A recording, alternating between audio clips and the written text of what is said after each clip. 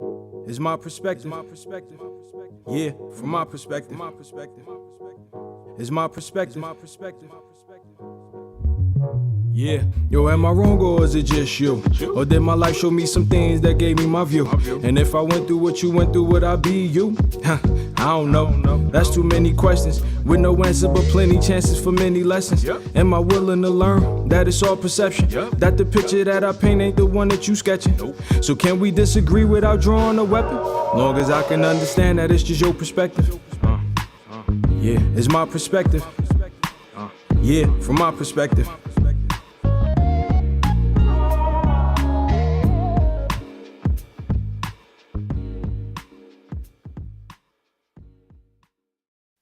It's my perspective. Everybody, and welcome to the first episode of My Perspective Friday. Welcome. All right. We got Holden will be jumping in a little later, and hopefully, maybe Lynn will. But right now, we've got me. We've got your favorite cantankerous old man, Larry. There we Over here. We've got newcomer Tim because I had to get an older person that was a little more cheery to balance out Larry. We can fix that. We can fix that. And then we've got the amazing. She's been doing. We're going to talk about her about what she's been doing. Luke has been doing so many things, education-wise, in the community. She's always someone who's fighting for something and doing hard work, and we appreciate her for that. And she's gracing us with her presence. Pause her movie to be on here today, so we're happy for that. Ah, All right. So, very good. Larry, let's talk about you for a second. Larry, how did your year end last year? Hey, my year it actually ended pretty quietly. Of course it did. The Broncos didn't make the playoffs. Oh, Ooh. oh. But next year, we're going to come back with a real coach, Oh, and we got a quarterback that's going to learn what it's like to play a team and not by himself, oh, and they're going to do much better. shots fired. Okay, awesome. Hey, All right. my buddy Mike Jones, he's going to keep himself healthy next year, Uh-huh. and he's going to come back as a star running back. So, Okay, Larry's dropping predictions. yes. Perspective Friday. Well, I'll talk about it on my sports show later. Um, Fook, what wonderful things have been going on with you? Um, you were currently in school when you started this, correct? You were finishing up. How'd that? So give us an update on where you're at. Oh, well, with school, I have 1 year left Mhm. towards my bachelor's. I graduate this December, Mm. so I'm almost done. Accounting, I'm a double major in technical management and accounting. And accounting is getting harder and harder, but it Yeah. it it's very useful Mhm. for the industry I'm going into, which is insurance. Mm. Um, I just passed in the winter, um, wrapping up my 2022. I passed my property, casualty, health, and life insurance exams. All Um, right. because I'm really happy about that. Nice. Yeah, so accounting and insurance, um, it kind of goes hand in hand a little bit. But yeah, I'm excited to say that I'm going to be owning my own agency Yeah. with with Farmers Insurance. Okay. So I'm gonna Very be good. I'm gonna be managing agents. So I'm really happy about that. Um, um, so so this is more like an entrepreneurial thing because I'm not salaried and I'm not hourly. Gotcha. So I'm excited because I do have my own fashion company, so I feel like working in insurance and being an agency owner is going to get ready to be that in that executive role because that's my dream. That's what I shoot for is to be a chief executive officer. I already see what's going to happen. She's going to insure all of her things in her fashion business and do all the claims when something happens. I already see it. I already see it. No, that's controlled business. When I work in insurance, Yeah. you have to make sure you're focusing on selling policies to everyone that's interested, not just your family, not just your friends, not your own Right. entities. Right. That's called controlled business, and I cannot violate that. Right? But she got pretty defensive about that too. No, she's just saying she says Yeah. that Stood directly up to because fight. I'm telling her all her claims that she puts on herself are going to go through and be approved. But you said for farmers, I love that commercial. You don't have to be lonely at farmersonly.com. Wait, that's a different commercial. No, I always hear about farmers advertisement. I heard they're Yeah, good at it. we are farmers. Bum, bum, bum, bum, bum, bum. All right, Tim. Since you're a man who's Yes, gonna sir. need, since you're a man who's gonna need insurance soon, I Not want again. I want you to tell everybody a little about yourself because you're new here, and I think you're an awesome personality. But I'll let you give the background on yourself. Well, thank you, sir. I appreciate the kind words. I'm born in New York. When I turned Buffalo, New York, moved to Texas when I turned 18. Worked on elevators for 37 years. Now, I don't know if you ever met an elevator man, but I can introduce you to my son because he's in his 18th year. But yeah, that's what I did for my career. In '87, I was moved here to South Carolina, and I just never left. It's a place to be. I retired at 55, 6 years ago. I went back to acting school. So that was the plan, and so I'm just living the fun life now. I'm My not wife good. went back to school. Uh-huh. Go ahead. No, I'm not good at math. Fook is the accountant, but that math was funny that you just gave me. Jim, you say you're not going back to school. No, I said my wife did. Oh, Oh, your wife's going When I back to when I school. retired she went back to school for accounting, Oh, and she okay. went off to work because I don't know about Larry, but the house isn't big enough for the two of us. When I said I'm staying home, she said I'm heading out. Your wife wants to be a CPA. No, just in the accounting. My daughter is an accountant in Tennessee, and she's going to start her own business, no doubt. So chances are my wife, Donna, who I've been with since we were 10 years old. All right. So really, she's not going anywhere. oh man, accounting, that's crazy because I hear accounting and my head already hurts.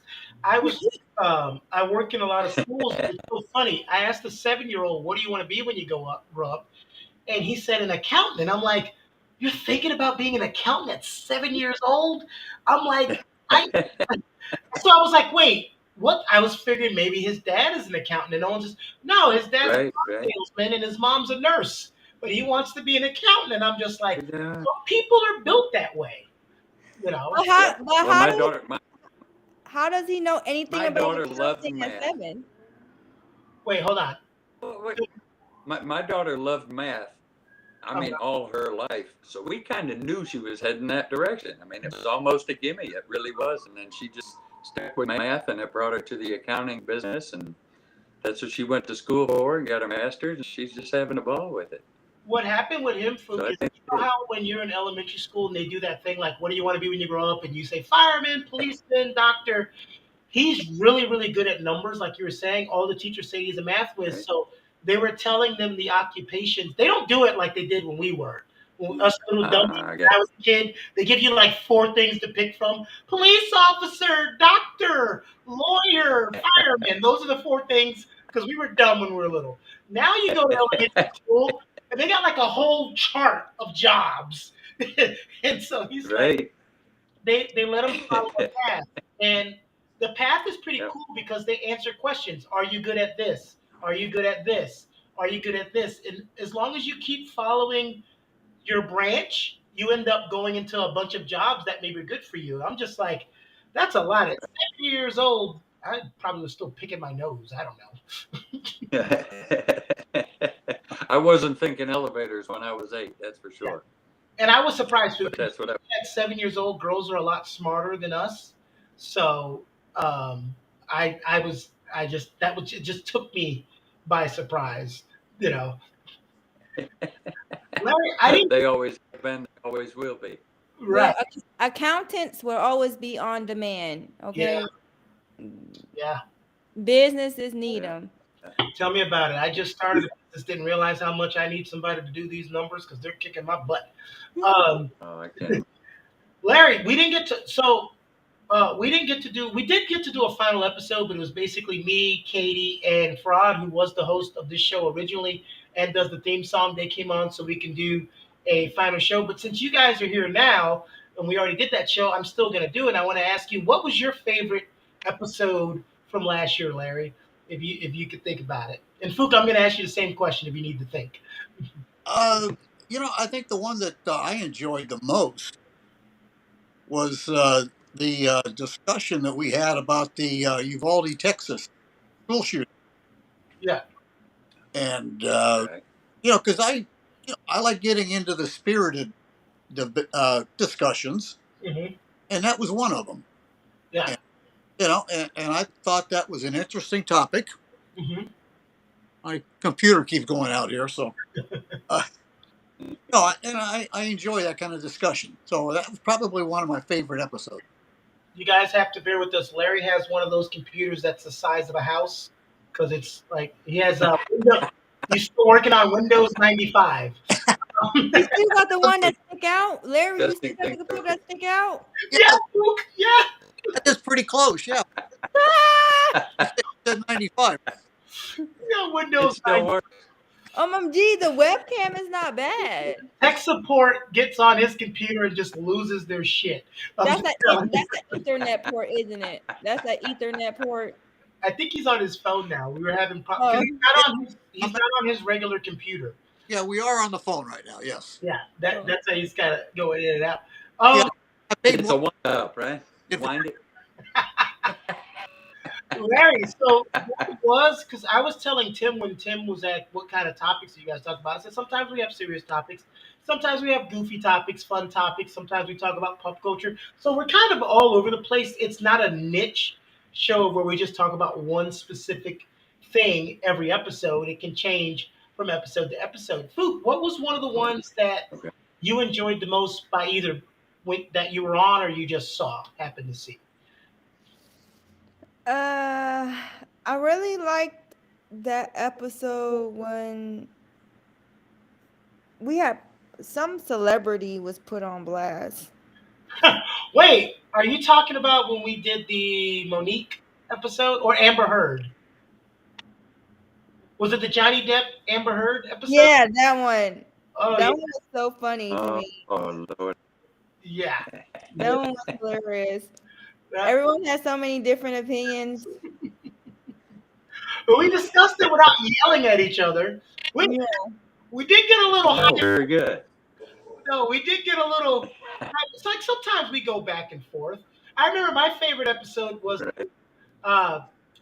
"Is it worth it to protest?" episode because Larry said protest doesn't do anything, right? And then me and Lynn spent the next 15 minutes giving 100 examples of what protesting has changed, and Larry followed it up with, "But protesting doesn't do anything," and me and Lynn were like, "Oh my god." I have something to say about that. Riot. We riot. Riot. Riot works. Ah, Riot. We can get ooh. that if you want. No, we're not getting into that discussion without everybody on here. No, we're not getting into that. Riot works. Protesting is cute. We should always protest because it's amazing. What the problem, Great effort. But riot works. what we talked about, all of it kind of works, but what we talked about when we talked about that is the reason why a lot of people don't think protesting works is because after the protest is over, nobody really, there's a couple channels out there that go and do the follow-up. No one really does the follow-up to all the policy changes because of the protest because that's boring. Covering the protest is good news. Covering people arguing about Right. protesting is good news. But when the protest is over and 17 policies that have been changed, nobody addresses that and says, "Hey, look what happened." And that's part of because people don't want you to believe that protesting does anything. But every change we've had in America seems to come after protest. So, but Yeah, yeah. No, I like protest because it brings awareness and it exhibits solidarity. So I believe in protest, but riot works. Okay. you are such a vigilante. Were you in V for Vendetta? This is what I want you to do, Fook. I want you to buy a plane ticket, and I want you to fly down to Florida and do a one-person protest at Larry's driveway. Well, keep in mind, you have that stand your ground law down here too. So. Oh, well, never mind, Fook. Don't go. Don't go to Florida, Fook. Never mind. Just stay where you are. Stay where you are. We'll just send them a letter. Write them a letter. Man, we'll let you know how we feel via the post office. How's that? No, when the Black Lives Matter protest was happening in Chicago, that worked. That worked. Yeah. Well, there were peaceful ones that worked too. So that's what I'm saying. Everything kind of it is crazy that you have to go. Here's what I'll say, because I don't want to hijack and turn the whole thing into the protest episode. This is what always makes me laugh, or I find funny. I'm going to use the kneeling, for example, right? And when I would say this to people, they had no answer. I said, like, people say, this kneeling, and blah, blah, blah, blah. And I turned to them, I said, why aren't you just as upset as you are at the kneeling to why they are kneeling? And then there's birds and crickets. Like, you're less upset about why they're kneeling, and you're more upset at the kneeling instead of why they're actually kneeling. It's like, what is that saying about you? And then you just see them with the head scratch. Like, okay, I never looked at it that way. You got me on that one. Yeah, I gotta say something about it. You're talking about somebody kneeling. That you start off with Kaepernick. Uh-huh. The only time that guy ever did anything on his own time, when he wasn't in front of the NFL cameras, was when he got on his knees in the Nike corporate offices. Okay, so number one, that's not true. That's not true. And number two about the workplace, that was the whole point. Him doing it on you can throw your head all you want. Him doing it on his own time was going to affect nothing. No one cared. I could go in the street and march up and down with a picket sign, and most people passing by wouldn't care. But when I do it, if I had that kind of viewership and eyes on me, then that's when it cares. Think about this. Civil rights movement, right? They were always protesting. They were doing sit-ins. They were doing all of that. Most of America didn't care. Whatever. That's going on in the South. Who cares? When it was shown on TV, and now you see people being bit by dogs and hit by bats. Now all of a sudden, oh my God, what's going on down there? So the shock value does do it. And hey, here's the thing. Everybody came out and said they handled it wrong. The NFL, which never admits they're wrong, says we were wrong. Everyone since has said they were wrong, so it kind of loses the debate. Here's the thing. He's not the first person to sit and not stand during the national anthem. It's been done before. Marshawn Lynch used to do it. Nobody cared. Kaepernick sat for weeks. Nobody cared. Nobody cared. Until one reporter walked up and said, why are you kneeling? And he said, I'm kneeling because of the disproportionate injustice to black people by policemen.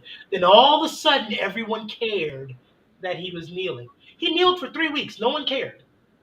But then when he put the reason why he was kneeling, instead of being adults and saying, oh my God, what's going on? Why would somebody have to kneel for this?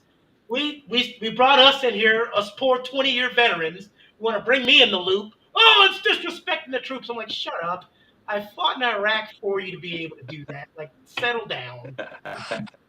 And so you don't want to be on the wrong side of history. I always tell people that. Don't be on the wrong side.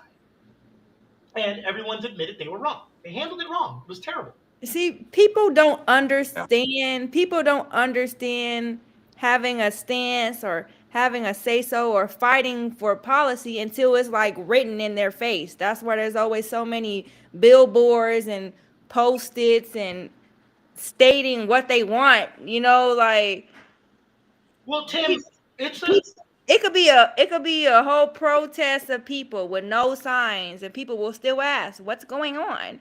But as soon as they got a sign, a billboard, or a post stating what they're fighting for or against, now they're like, oh, okay.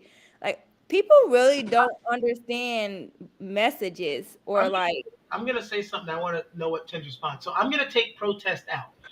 I think okay, that's just people in general.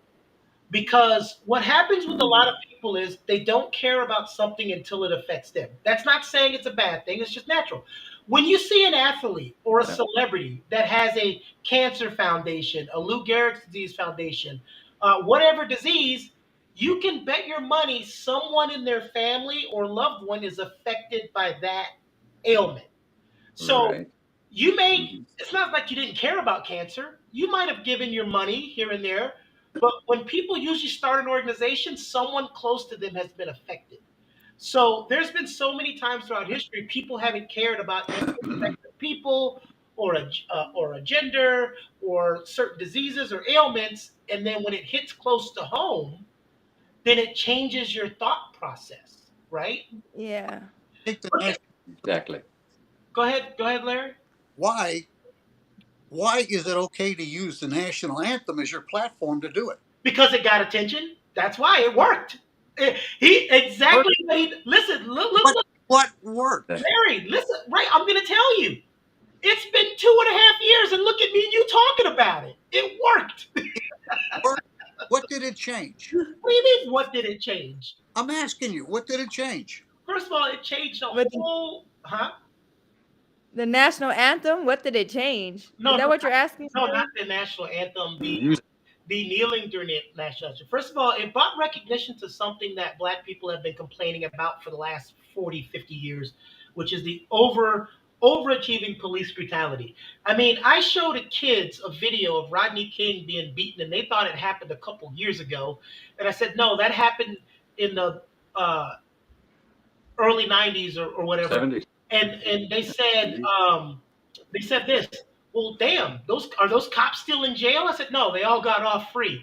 And they're baffled on how. Richard Pryor's telling jokes about how it's different when you get pulled over in police brutality. They did the jokes in Sanford and Son.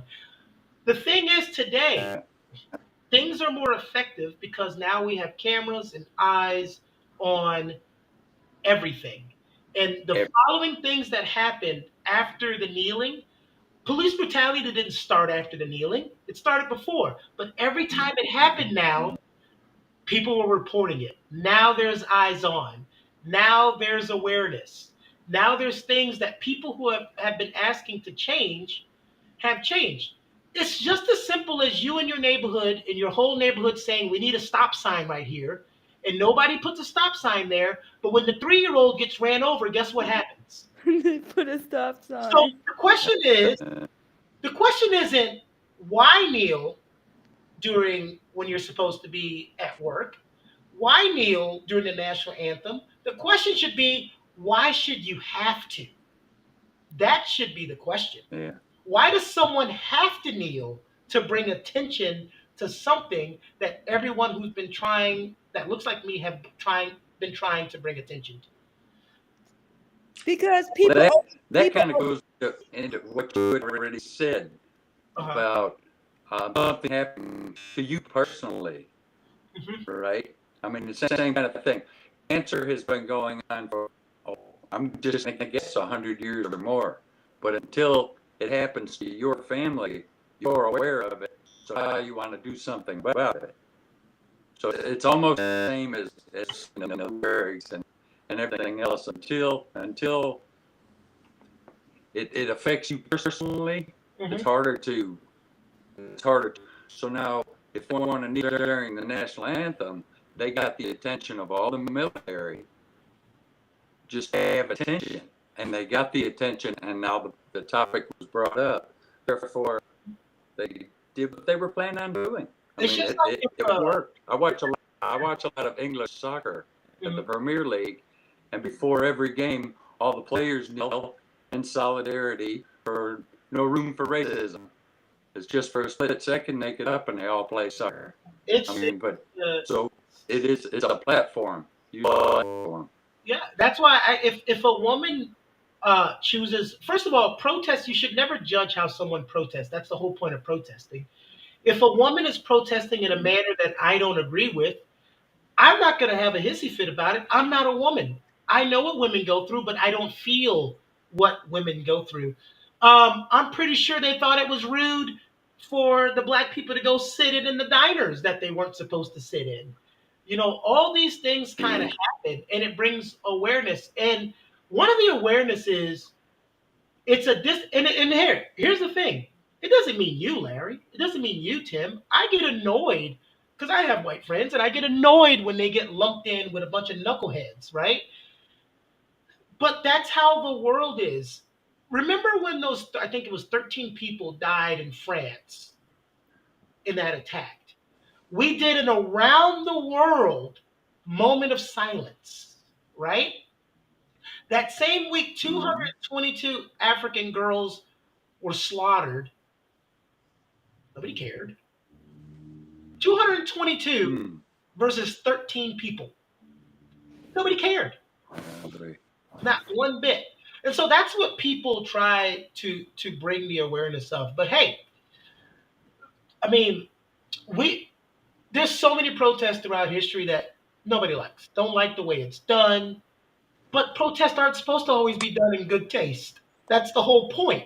The whole point is to rebel rouse, get people discussing, whether they get into arguments or talk about it. But the whole purpose of a protest is to make more expedient the evolution of your thoughts, to quicken, because any sect of society, whether you're gay, whether you're a woman, whether you're a minority, whether you're Jewish, no matter what you are, if you have been talking about something happening to you and no one's listening, there comes a point in your time where the talking stops. And that's why get louder. Right. I mean, that's what happens. It's the history of the world. Middle Ages. You tell the king, we're unhappy, we're unhappy, we're unhappy, we're unhappy. What happens after a while? They revolt. The king's not happy about a revolt. Who wants to be happy with their citizens doing something that you think that's unpatriotic? But hell. That's right. Before he did the kneeling, was anybody really talking about police brutality in a large forum? I'll wait. No. What news outlets kept covering police brutality before the kneeling?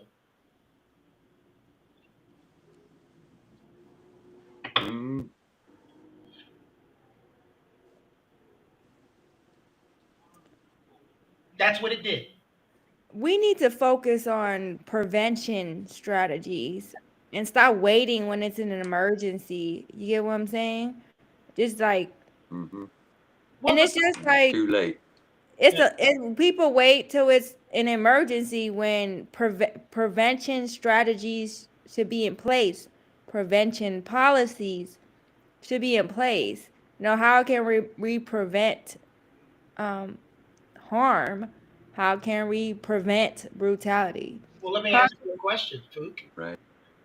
Because there are policies and preventions in places and areas, but what good is the prevention and the policy if the humans that are in charge aren't following the policies and procedures? How many times do you hear someone getting in trouble because they broke policy or procedure? The policies and procedures are there. You're not supposed to do this. You're not supposed to do that. You're not supposed to do this. And you're still doing it. So it's all about culture. I think you said that earlier. It's all about culture. You see, and this is not to bash policemen. I have police friends, and they're good friends, and they know exactly what I'm saying, so I feel comfortable in saying it. When you see videos of a cop getting in trouble for doing very bad things, and they know their body camera's on, and you're doing it anyway, that's a culture thing. You know your body camera's on. and you still did it. So You know, it's these self-proclaimed law enforcers we have, you know, they get a gun, they get weapons, they have authority. A lot of people can handle power and authority. well, you know how that gets fixed. It's not policemen are no different from any other But worker. don't say training because they go through a lot of training. It's not that. Listen, policemen are the same people that are in every other line of work. I was in the military. There were plenty of people that I had that I was like, why is this guy getting an M16? Why is this person even here? Management, they still have people in charge of them. Management, I will never blame employees. I will always blame the manager. How are you managing these people? How are you disciplining? How are you correcting the action? An employee will always act like an employee. The ones who don't are the ones who get promoted. You should not be promoted because you've been here long enough. You should be promoted because you're good enough in any industry. It's not just policemen. It's military, policemen. I don't care if it's at the damn grocery store. People, these are all humans. Teachers, cops, lawyers, everyone's a human. Every job has people who do shit wrong. Where's the account? But they have to be held accountable. And they got to be responsible. Police are no different. Only difference is they have a deadly weapon on them, but they're no different. You know how many guys I had to grab by the back of the head in Iraq and say, "What the hell are you doing?" And smack them on top of the head. So that's the problem. And there's so many good. Larry in his back of the woods. I love that damn sheriff. Larry knows who I'm talking about. Yeah. Damn. I just left my mind. Where is he at? Up of Volusia County. Yeah, the sheriff that's always on you. That sheriff. See that. These are the people who need to be promoted. These are the people who need to be in charge because these are the people that were going to hold civilians and their officers accountable. An officer does something wrong, Larry see it. Officer does something wrong, he will slap the cuffs on them just as fast as he will slap the cuffs on me. But listen, that guy has a channel, and the only reason why I see him is because I go to their channel. I never see him on Fox News or CNN or NBC. They want to show me the sheriffs that blow hard and say a bunch of stupid stuff. But they don't want to show that guy because that guy's a good representation of police officers, and it doesn't fit the narrative that every single police officer is a dirtbag. No, this guy just doesn't take any bullshit. Yeah. So, but at the end of the day, they're all humans. Humans being responsible and accountable for humans.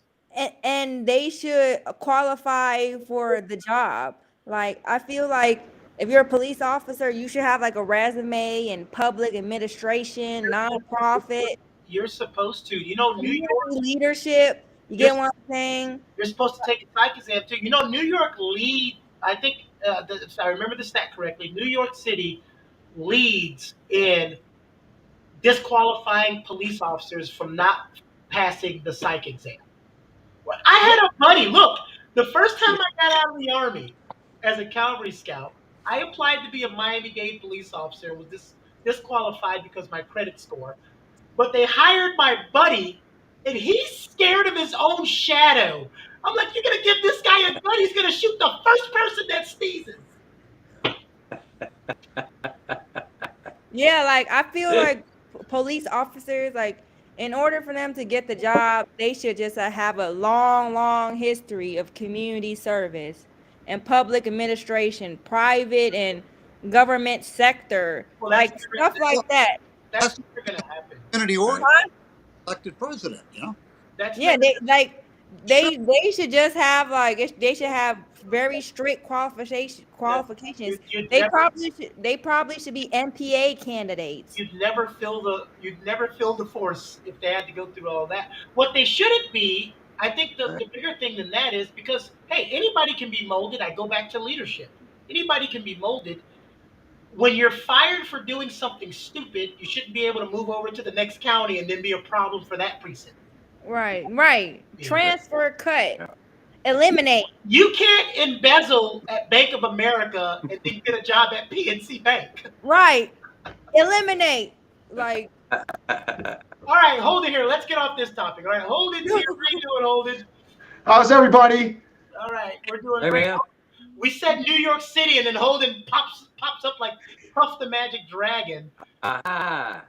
If you don't know Tim, Holden is Larry's grandson. Ah. I'm kidding.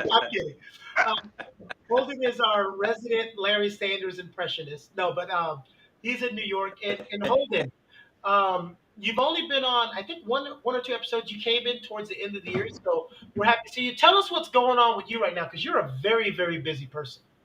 Right now, I just joined SAG-AFTRA, so right now I'm just trying to build the momentum as now a union actor. I just worked recently on. Congratulations. Thank you. I just worked recently the last 2 days on the day of the fight with Michael Perry, who was on Boardwalk Empire. Also, Ron Perlman, who was in Hellboy, also Sons of Anarchy, and then Joe Pesci. He wasn't there those days, but he's also one of the main stars in the movie. And then I just was working with Mo, who was from Den of Thieves, who was directing us for East New York for the recent episode. So I'm just keep on building momentum and just trying to make this fruitful and lucrative for everybody and for this year. I just cannot wait. So, Well, Holden, Very good. Yes. Holden, was you a part of the Avanti showcase the same I was? yes, he was. Yes, I was. Who did you decide to sign with? Honestly, I didn't sign with anybody. I stuck it out. I've been riding the course on my own right now. Why you didn't? No, listen, he's on a good path. He messages me all the time. We talk about it. Like I told you guys, your family, and so he picks my brain. I give him advice, and now he's one of my coaches. Yep. So I forgot you were in the same one. You know what's so funny? It's funny because Holden was in a class last week, and I used you and him as an example when I'm showing them how to follow instructions. Who, Right? me? Yeah. Yes. Hey. Yeah, I'm following instructions. Fool, come on. You know you're one of my favorite talent. Come on. I was. You did great, Fugue. I did do good at the showcase. I did. But I'm surprised that you didn't decide to sign with anyone. Hey, that happens. I mean, Yeah. sometimes you do. I went through twice. I didn't the first time, even though I had some. I didn't feel. You always go with what you feel. It's relationships. It's what's right for you in the moment. You never sign just to sign something because then you regret it. So it's got, you know how she talked about having that right feel, and so that's kind of funny that all four of you are on here because I met Fook in Holden by coaching them. I met Tim because Tim went through acting classes, not with me, but I had to talk to him afterwards, so I got to know him. And then the same thing with Larry because during COVID, I don't know, Larry, was it during COVID or before COVID where you finished and kind of got lost in the shuffle? I think it was right before. Oh, yeah. And I had to go on the casting site and catch everybody, but my job was to catch everyone in NC. And when I saw Larry and a bunch of other people in Florida, I was like, I got to call them too. So I called Larry and I said, hey, I can't do much, but this is what I can do to kind of, get you there. And he talked, and it was such a great, and this is the thing that I like about life. Me and Tim talked about this earlier on the phone. You don't have to be enemies because you disagree with somebody, right? Me and Larry disagree on 60% of the things we talk about. But I love Larry just as much as, any 90-year-old man. Only 60? Only 60. So I'm trying to be nice enough to Larry to where he puts me in the will. So I try.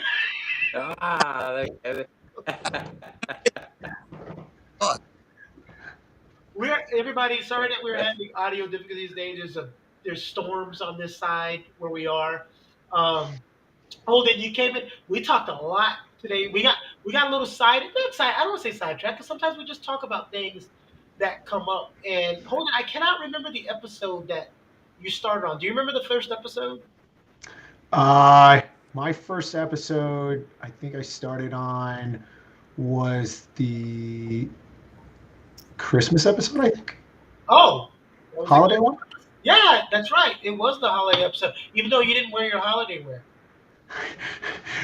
Yes, I don't have that much. I don't have that many ugly sweaters anymore, and I don't have that much holiday gear that much anymore. Those got thrown away once I left college, honestly. Well, I told Larry you were going to wear a reindeer antlers, and that's it. And he didn't come to the show.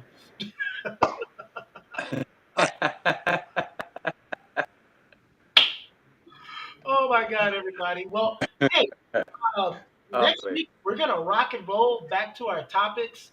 Hold on, I'm sorry you got here at the end. Fook, it was so great for you to join us back. Everybody loves Larry. Hey, Larry's the guest. You're either gonna love him or hate him, but you know what? He's ours to love and he's ours to hate. So if you don't like him, you can kick rocks. These things. So Your whole audio was out. All we heard was the last thing you said. oh, what I said? Yeah. Yeah, well, okay. That's probably a good thing. So I think he said something about somebody's mother. And then Tim, it's Tim's first show, but Tim is going to have a big part. He's having a little static. We're going to get that fixed. But I love that Tim's going to be here because I know he has a lot of good point of views. And that's what the whole thing is about. Yeah. Your perspective. That's right. I'm right. Doesn't mean Fook's right. Doesn't mean Tim's right. Definitely doesn't mean Holden's right. Doesn't mean Aaron's right. And it also doesn't mean we're wrong. It just means it's our opinion Right. and our perspective. That's right. That's how we form our opinions. Is from listening to other opinions. well, mine's what counts. Okay. We know, Larry. We know. You see why I need you, Tim? You see why? I gotta remind you everyone. Look, Larry has a lot of life experience beyond us. We need to respect him. Shut up, Fook. That was And I got a lot to go too. Huh? What you say? What you say? A lot more to go too. Oh yeah, you sure do. all right, guys. But everybody out there, Very good. thank you for joining and watching us. Thank you for joining and watching us, SampleCom. And we will see you guys next week when we're going to bring back our topics and have a really good episode. Thank you all for watching, and we'll see you for the rest of the year. All right.